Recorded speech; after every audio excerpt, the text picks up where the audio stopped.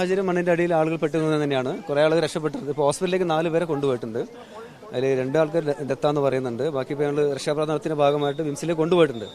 ആ ഭാഗത്തും ആളുണ്ട്, ഇവിടെയും ആളുണ്ട്. പക്ഷേ ഇതിനകത്ത് നമ്മൾ നിൽക്കുന്ന ഭാഗത്തൊക്കെ ആളുകൾ ഉണ്ടെന്നുള്ളതാണ് തൊഴിലാളികൾ പറയുന്നത്. നമ്മൾ JCB എത്താത്തതുകൊണ്ട് അതിൻ്റെ പ്രവർത്തനം പൂർത്തീകരിക്കാൻ പറ്റിയില്ല. JCB വന്നെങ്കിൽ മാത്രമാണ് ആളെ റിലീസ് ചെയ്യാൻ സാധിക്കുള്ളൂ.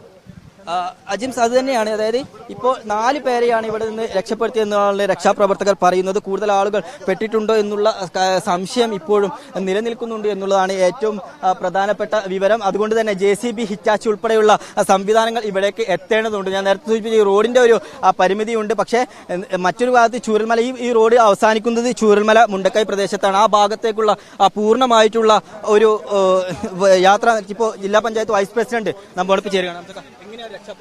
രക്ഷാപ്രവർത്തനങ്ങൾ മണ്ണിടിഞ്ഞു വീണതാണ്. മനുഷ്യനെ കൊണ്ട് ചെയ്യാൻ കഴിയില്ല. യന്ത്രങ്ങൾ അടിയന്തരമായി എത്തേണ്ടതുണ്ട്. JCB മറ്റ് സംവിധാനങ്ങൾ എത്തിക്കാനുള്ള നടപടികൾ സ്വീകരിക്കുന്നുണ്ട്.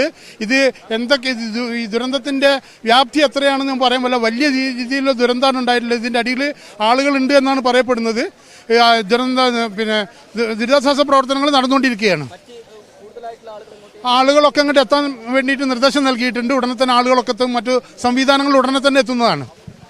ജില്ലാ പഞ്ചായത്ത് വൈസ് പ്രസിഡന്റാണ് ഇപ്പോൾ നമ്മോട് പ്രതികരിച്ചത്. എന്തായാലും കൂടുതലായിട്ടുള്ള രക്ഷാപ്രവർത്തകരെയും സൈന്യത്തെയും NDRFന്റെ കൂടുതൽ സംഘത്തെയും ഇങ്ങോട്ടേക്ക് എത്തുന്നതിന് വേണ്ടിയിട്ടുള്ള ായാലും അത്തരത്തിലുള്ള അപകടങ്ങളൊന്നും തന്നെ കൂടുതലായിട്ടുള്ള വിവരങ്ങൾ ലഭ്യമായിട്ടില്ല. എന്തായാലും ഇപ്പൊ അപകടം നടന്നിട്ടുണ്ട് എന്ന് പറയുന്നതും ഇവിടെ അപകടത്തിൽ പെട്ടു എന്ന് സംശയിക്കുന്നതും ആയിട്ടുള്ളത് ഇവിടുത്തെ തൊഴിലാളികളാണ്. ഏകദേശം 15ഓളം തൊഴിലാളികൾ അപകട സമയത്ത് ഇവിടെ ഉണ്ടായിരുന്നു എന്നുള്ളതാണ് ദൃക്സാക്ഷികൾ പറയുന്നത്. അതിന് പുറമെ ഇവിടെ ഉണ്ടായിരുന്ന ബസ് സ്റ്റോപ്പിൽ ആളുകൾ കാത്തു നിൽക്കുന്നുണ്ടായിരുന്നു.